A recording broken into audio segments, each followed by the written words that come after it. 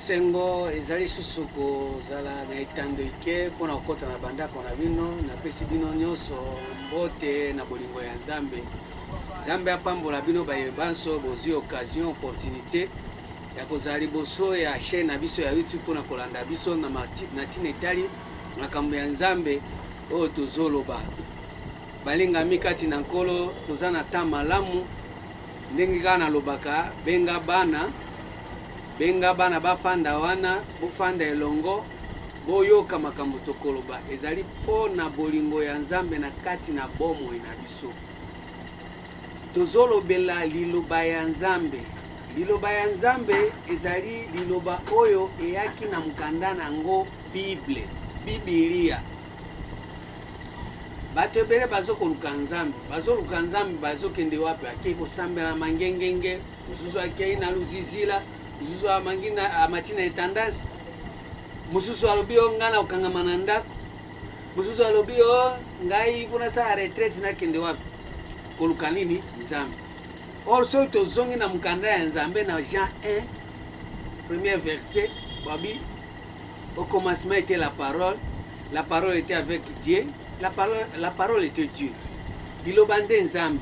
So yo okiko matabangomba, oko kangamana ndako kosa mais soki liloba ya Nzambe olingi yango te, ososoli yango te, oyebi pe yango te. Siko ozana Nzambe nini molinga mikati na nkolo. Or Nzambe nde liloba nini de Genèse à l'Apocalypse nde Nzambe mobimba ye wana balinga mikati na nkolo. Yango tozomemela bino kaka liloba. Bosibo yambi banzambe bele babikeko bafoto bamai bamungwa bamafuta bosali nyonso ya cérémonie esengeli bosala bosali eloko zolakisa ke toza na Nzambe te po balobi Nzambe wana liloba wana tukana tanga ngonano po ekokoma o pasteur yo zoloba kaka ekomami wapi jana tanga ngo po eko Mateo na lobi makambo na ngai toza otanga mukanda ya Jean yo pe fungola Bible na yo molinga mi ata bana baza pembeni na yo wana bazwa Bible bafungola pe totanga alobi boye au commencement était la parole et la parole était avec Dieu et la parole était Dieu. Elle était au commencement avec Dieu. Toutes choses ont été faites par elle et rien de ce qui a été fait n'a été fait sans elle. Et là, quand on etikala ko salema, esalema sans liloba. Ce que on dit liloba salemi, cela veut dire liloba nde sali yango. Balinga mikati na nkolo. Comment expliquer sikoyo tozolinga biloko mususu tosala ba cérémonie belebele, mais liloba tozokoka kolinga yango te. Tozokoka pe ko sosola yango te. Po balobi liloba nde kelaki nyonso. Eloko atamoko etikali kokelama ekelama na ndenge nango yango moko no soki ekelamaki ndene na liloba yango esengeli tango ozofanda ozoka liloba molinga mikati na nkolo il faut ozala stable ozala calme otia litoyi oyoka po soki oyoki te makambo tokoloba oyoki yango na ndenge ya flou oyoki yango na ndenge mususu ocomprendre yango na ndenge mususu création kokela ngalingi Nzambe asala boye Nzambe asala boye akosala ndenge nini soki o comprendre makambo te ososoli bien te yango esengeli sikoyo ndenge tozoteya boye oyoka makambo na nzoloba ososola malamu penza po soki ososoli malamu kokela wana ekosalema automatique. Ekosalema mbala moko nazo continue. En elle était la vie et la vie était la lumière des hommes. Na kati ya liloba ndezalaki na bomoyo. Siko soki liloba ye bomoyo eza na kati na liloba nde pesi sikoyo éclaircissement lumière epesi clair na bomoyo ya batu. Mutu asoso sikoyo akomi na éclairage akomi kosala makambo ezali clair. Akose su makambo ya ténèbre te, makambo ya molili te, ya ignorance te, ya kozanga boyebi te, ya kotambola na ndenge ya ngulu. Balinga mikati na nkolo mukanda kaka ya Jean wana Jean 11 verset 9 elobi nini? Jésus répondit, n'y a-t-il pas 12 heures au jour? Si quelqu'un marche pendant les jours, il ne bronche point, parce qu'il voit la lumière de ce monde. Il n'y a-t-il pas 12 heures au jour? Tikana fungola. Oh, chiffre 12 est un chiffre ya mutu. Oh, esengeli amona na kati na chiffre wana. Ezali 1 na 2. Chiffre 1, ils ont représenté Nzambe. Chiffre 2, ils ont représenté Mayele na makanisi ya Nzambe. Soko pesi nyonso sangisi esali 3. Yango mona ke Nzambe alobake, Jésus alobake, détruisez ce temple et moi je le bâtirai dans 3 jours. 3 jours comment? Parce que asangisaka 1 Nzambe, asangisi na 2. Oza sagesse na intelligence ya Nzambe, apesi yango nyonso ndaku, epesi bomo, epesi vie, epesi ndenge mutoko kofanda malamu.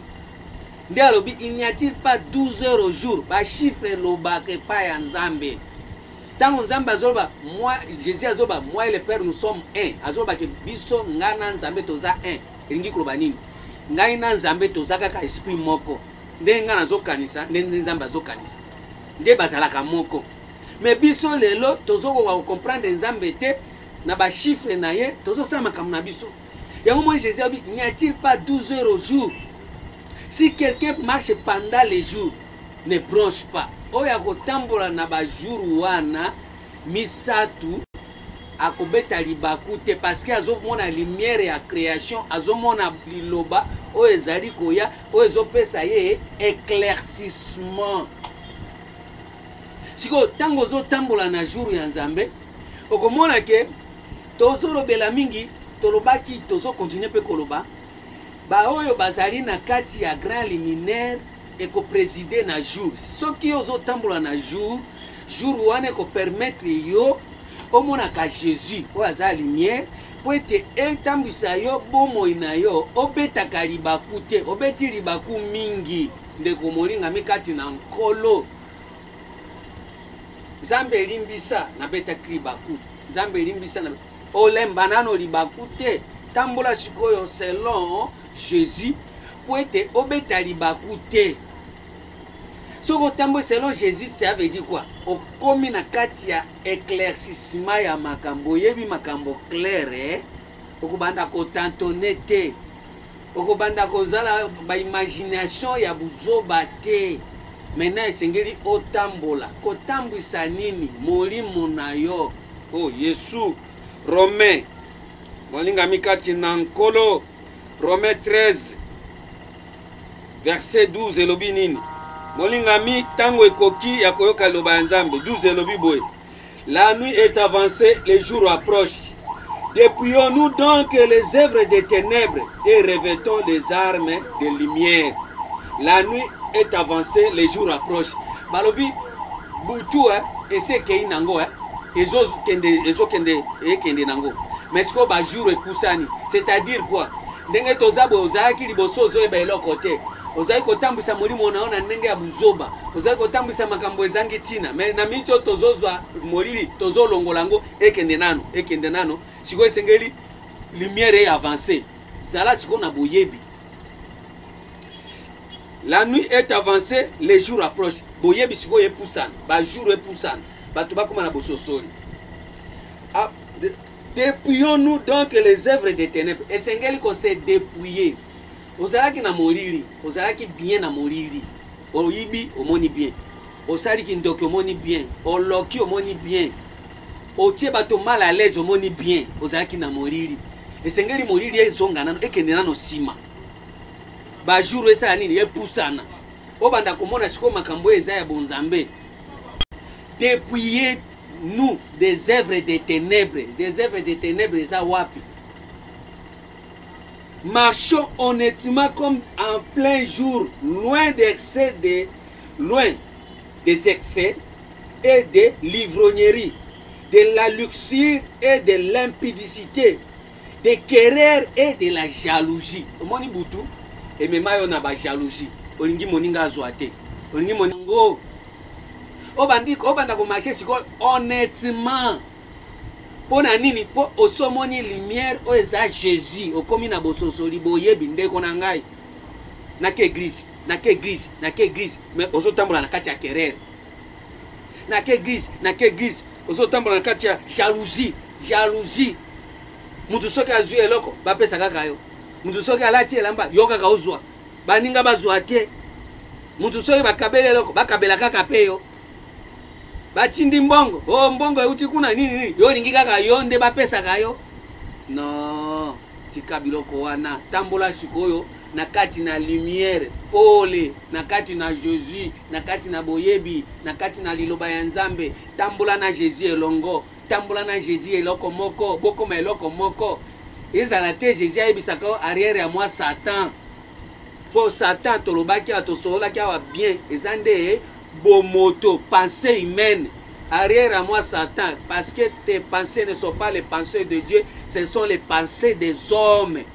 Or, les pensées des hommes, ce n'est que la convoitise de la chair, orgueil de la vie. Oh, Yesu. Molinga mikati nankolo, eza 3e testament, eza vie mobimba ya parole. Bible etikala kaka na papier te. Yo moko koma mukanda ya Nzambe baba na kotanga yo.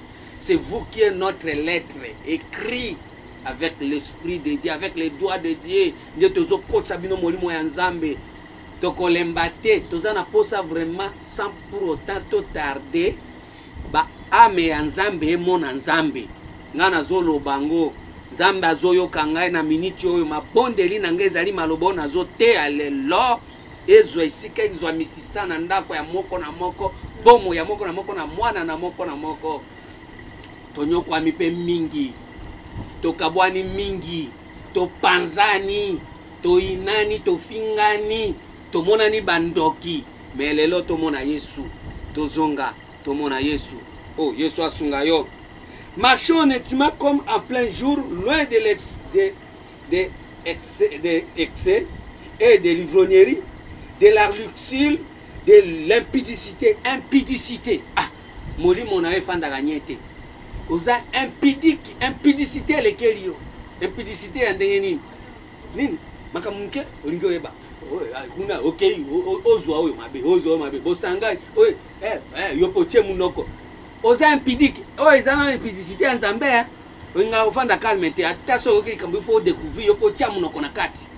Otie songi kuna, otie songi kuna, otie tant bato bakabwani ndio yoki bien, osali musala tata na yo, le diable, le père du mensonge. Entre tata ozo sa musala wana, ozo boma Jésus. Jésus bonzambe, lumière, liloba, ezo kufe pa na yo, ezana force, ezana efficacité, ezana puissance à ta mon côté. C'est pour cela, ozo mona ke bato bazonyo kwama. Okofanda mabondeli à 3h du temps, 4h du temps, mais lilobo batelaka yango te. Jésus batelaka ete. Or, Bible lobi, celui qui a le Fils a la vie. Celui qui n'a pas le Fils de Dieu n'a pas la vie. La vie, ce n'est pas l'argent. La vie, ce n'est pas la maison. La vie, ce n'est pas d'acheter des immeubles. La vie, ce n'est pas non. La vie, ce n'est que Jésus. 1 Jean 5, verset 12 à 13. Celui qui a le Fils a la vie. Celui qui n'a pas le Fils de Dieu n'a pas la vie.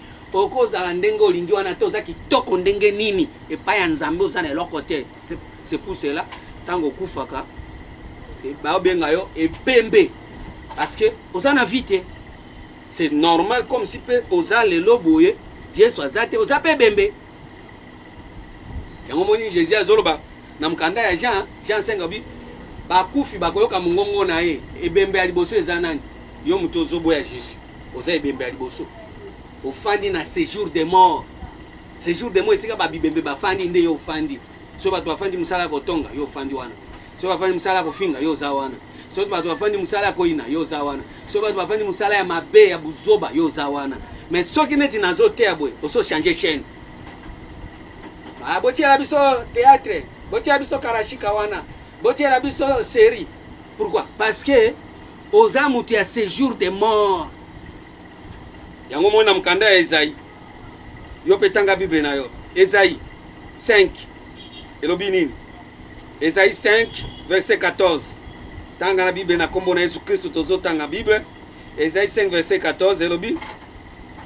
C'est pourquoi le séjour des morts ouvre sa bouche élargit sa gueule. Autre mesure, alors ils descendent la magnificence et la richesse de Sion. Et sa foule bruyante et joyeuse. C'est pourquoi le séjour des morts ouvre sa bouche. Au cause d'un séjour des morts, mais aux oloba. Aux a déjà mouto déjà au fin d'un séjour des morts, mais aux fungola monoko. Et au moins, soko fungoli monoko boy, bibembende bazobima. Soko fungoli monoko boy, bibembende zobima. Vie ezate. Okoloba makambo nzambe te. Okoloba bolamu nzambe te. Okoloba bolingo nzambe te. Okoloba makambo epesa kimia te. Yo zoba kama makambo ezopesa bato kanda. Yo zoba makambo ezopesa bato bayinana. Ozoloba makambo ezopesa kaka bato babanga yo batu bakima meme ndako. Ce jour de mois ezofungula monoko. Malenga mikati na nkolo. Nkanda ya proverbe. Proverbe 18. Bible koloba. Tokolobisa Bible. Proverbe 18. Verset 21. Elobinin. La mort et la vie sont au pouvoir de la langue. Quiconque l'aime en mangera les fruits. La mort et la vie. Yo, la mort et la vie sont au pouvoir de la langue. Quiconque en aime. Net yo olingi liwa, olingi ma pe mingi. Olingi mingi. Koboma Jésus. O eza vie. Olingi kaka liwa. O ezo pesa bato kanda. Soki okoti na esika eloko wana. Place wana ezalaki na kimia. Place wana ezalaki na esengo. Place wana ezalaki mapamboli. Mais présence na yo makambo ezo marché sous te.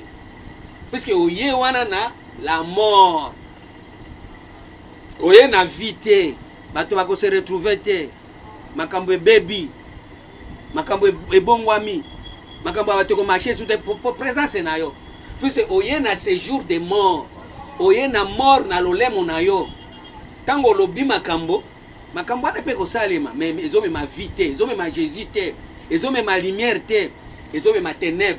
Yango depuis yo yaki wana bato bakomi na passe. Depuis yo yana kope ko simba isusu te. Muto asala boy azonyoko. Puisque yo ye na séjour de mort, o ye na esprit de mort. Ozo tambwisa esprit de mort parce que ozo loba makambo yo ezo pesa nzambe lokumu te, mais ezo fingisa nzambe, ezo cholisa nzambe, ezo cholisa Jésus. Yango moni lelo biso tozo yebisa bino esengeli tozwa parole, mais parole ne pas de n'importe quoi. Eza na parole, o eza Jésus, o eza na lumière, o ezo pesa bato repos, o pe manano na buzoba. Matthieu 12, verset 6. Erobinin. Matthieu 12, verset 6. Oh, je vous l'ai dit, il y a ici quelque chose de plus grand que les temples. Oko créer temple na yo, bio temple yango yo muto okota te ngana zana temps. Nana kati ya temple. Nzobande ezana eloko mususu eleki temple ezali pas à Jésus. Si vous savez ce que signifie je prends plaisir à la miséricorde et non au sacrifice, vous n'auriez pas condamné des innocents. Car le Fils de l'homme est venu est maître du sabbat. Jésus aza maître ya sabbat. Soko premier ndi akomi maître. Yo o condamné bato. Okobanda ko finga, okobanda ko chola. Webisa bango bazana nzambe te.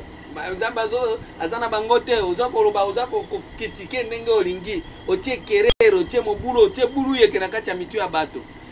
Mais Jésus alobi ye aye na miséricorde. Aye kopesa bato nini? Ba o bazana kati ya jour na ye, ba kota na repos, ba pema. Abanda ko travailler siko na jour. A travailler na jour, c'est-à-dire quoi? Ndenge toza boye, jour ya nzambe eza dimanche te. Jour ya nzambe eza samedi te, eza ba jour na biso te. Jour ya nzambe ezali mutu oyo azana posa sikoyo azala na connexion na nzambe alingi susu batia molili na kati na destin na ye te. Siko soki mutu aye na kati ya bonzambe, nzambe sikoyo yakoya ko éclairer jour, c'est-à-dire quoi? Nzambe mutu éclairera ka destin ya mutu, destin wana nde jour ya nzambe. Sikoyo esengeli Jésus aya na jour akuti mutu apemi na buzoba alongwe na mayele ya bonzambe oya mape akoti sikoyo alingi akota na bonzambe ya lumière po ete totangaki mukanda ya Job 38 verset 2, Job 42 verset 3. totangaki Apocalypse 17 nakanisi lelo tozolobela kaka mpona tina etali jour ya nzambe wana aya koéclairer destin ya mutu po lelo Jésus alingi sikoyo a éclairé ni abi il faut que je fasse tandis qu'il est jour les œuvres de celui qui m'a envoyé. Quel jour? Jour mutu a reposé na buzoba na mateya ya lokuta na mateya ya apparence po ezo permettre yete akota na connexion na nzambe. Job alobaki ke matoi na ngai eyoki eyo mais siko miso na ngai emoni ekomona yo ndenge nini na destin ya ye soki atali nzambe amoni yango sikoyo nzambe akoti na contact na ye na kati na destin na ye yango nkanda Proverbe 19 verset 21 elobi nini ndeko molinga mikati na nkolo nayebisa bino bobenga bana na bino bapusana bayoka makambo ba oracle ya nzambe. Proverbe 19 verset 21 elobi nini il y a dans le cœur de l'homme beaucoup de projets, mais c'est le dessein de l'Éternel qui s'accomplit. Il y a dans le cœur de l'homme, nzambe sikoyo azoya kotala nde motema ya mutu mais akokuta mutu sikoyo azana ba projet ebele sikoyo nzoka nde nzambe sikoyo alingi akokisa destin na kati ya motema ya mutu sikoyo po akokisa destin na kati ya motema ya mutu akolinga isusu te baya kotia molili, c'est-à-dire quoi yo ye pa ya nzambe oye kosambela ndeko nanga uti na ndako osonyoka mipe mingi ko Yesus na kati ya bonzambe te oluka ba profession ba koyebisa yo kokende poto okobota okozwa mbongo luka bala kisayo destin na yo devant nzambe o eza makambo ya 3e testament na zo ebisa bino o eza 3e testament eza makambo osana ngote destin na yo avant que yo obotami mama na aboti na maternité okoli okomi na 13 à 14 otangi classe olingo 6 à classe destin na yo eza nini? Est-ce que destin ezo telengana kaka boy destin na yo tatone non, c'est le moment que destin nzambe kati na yo na motema na yo esengeli sa nini ekokisama mais balobi sikoyo mutu azana ba projet belé mais o ekokisama nde za de destin ya nzambe mais sikoyo bino bolinga koluka destin ya nzambe te yango moni tango nzambe ayebisi mutu asali na poussière apesie musala biboy kende na jardin o garder o cultiver jardin on ezalaki jardin te oyo bino bokanisi boyebi ya libanda jardin ezali motema ya mutu puisque Bible elobi boye garde ton cœur plus que toute autre chose. Oh Yesu zela tanga verset wana Proverbe 4 verset 23 elobi nini bagardaka jardin a Bible garde ton cœur plus que toute autre chose car de lui viennent les sources de la vie. Garde motema batela mais yo batela motema te depuis obota motikala ko batela motema na yo te okotisaka tous les buzoba tous les mabe okotisa or motema na on déjà tant ba yebisi garder jardin ba yebisi de garder motema ezo yebisi tozita bino tsiko tolo beso ma société ezo so ba parabole te to comme siko na kati ya vérité au Bible vous connaîtrez la vérité et la vérité vous en franchira tango nzamba zolo basiko alingi atala na kati ya motema na yo a éclaircir destin na yo po destin na yo nde kosala communication na nzambe à part destin na yo o nyonso kosala eza libanda na yo eza ya yo te eza oyo luti na lolenge ya mafia na lolenge ya nyoka po nyoka nde asalaki musala wana akangi mutu miso ya komona eloko eza na kati na ye afungoli ye miso ya komona eza libanda na ye mutu mbala moko abwaki jardin ake kosala musala na champ yango moni Caïn abimaki yango moni babengi Caïn le fils du malin. Pourquoi? Parce que problème eza na mkanda ya Matthieu 5 verset 27 elobi nini Matthieu 5 verset 37 écoute Matthieu 5 verset 37 elobi boye Matthieu fungola pe Bible na yo yo po tanga kuna 37 elobi que votre parole soit oui oui non non ce qu'on ajoute vient du malin soko bakisi et où tu as et pas ya malin or malin nde abakisaki na Genèse 3 ayebisi mwasi alobi boye est vrai nzambe alobaki bokolia mbuma bokolia na mbuma ya nzete eza na kati na jardin or tango nzambe alobaki problème ya jardin alobaki problème ya mbuma te alobaki problème ya nzete ayebisi mobali ke kolia na banzete oyo akoyeba mabe na malamu te po ase momala mbuma ezalaki te ezaika banzete nzambe aplantaki banzete na kati ya jardin. Mutu alingaki asala musala ya kobimisa mbuma ezalaki mutu soki asalaka na kati na jardin nde mbuma elingaki koya. Me mutu asali yango te, me mwasi na nyoka basololi. Mwasi aliaki mbuma, vérifiez Bible wana. Mwasi aliaki mbuma, me mobali aliaki nzete. Genèse 3 verset 12. Mobali aliaki nzete, me mwasi aliaki mbuma. Basi eza nini? Bino nyonso nde botalanga wana devant Nzambe boza basi. Bino nyonso oza na mandefu, oza na liputa boza basi. Devant Nzambe biso nyonso toza basi. Mobali ezaka nde Jésus. C'est pour cela il est la tête de l'église. Si le problème ezani mobali aliokaki ada yokaki mongongo ya Nzambe, me mwasi azalaki te tango Nzambe azosolola na mobali. Me mwasi tango ayeko bima na koti ya mobali ayeko solola na nyoka ayebi masolo mobali basololaki na Nzambe te. Yango moni sikoyo mwasi ayoki mongongo ya nyoka akosie. Elingi koloba nini? Jésus le même acte salema ke salemi na Matthieu 4. Matthieu 4 nyoka zunyo Jésus atombole likolo ya ngomba amemieli na liloba kaka oyo alobaki na jardin wana ke soko zu libanga o baloli yango ekomi lipa. Soki ofukameli ngai na kopesa yo bokonzi nyonso ya se. Les mêmes paroles nde mwasi ayokaki. Mwasi afukamaki aliaki yango moni babotaki Caïn. Mais Jésus tellement za mobali na Matthieu 4 akokaki kotosa o nyonso diable ameme ayebisaki likolo ya ngomba asalaki yango te. Ayebisaki kaka ke tokoki ko adore banzambe mibale te, toko adore ka nzambe moko. Yango moni sikoyo nyoka amekaki na ndenge nyonso esimbaki te po Jésus aza mobali. Na ngi koloba boye soko sa komi na boyebi ata omoni nyoka mutu ayeli yo mayele ya mbilinga akosi yo sala boye elongolo na destin na yo okotosa ye te. Mais soki oza mutu ya mayele okotosa nde Nzambe po kokisa destin na yo nde okokutikala na jardin.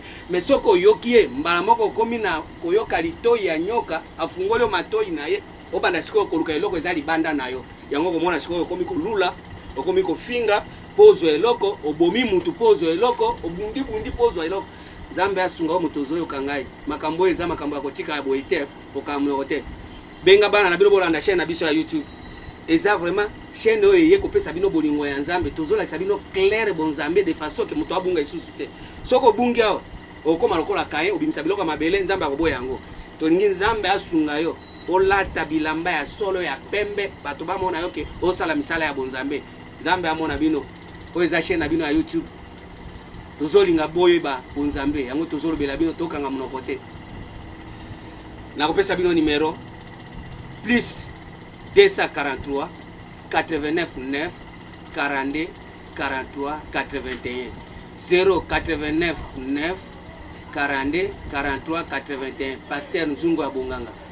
Bosa abone na chaîne oyo bokoyoka biloko ya lola biloko ya mbinguni. Nzambe apambola bino na kombo na Yesu Kristo. Amen.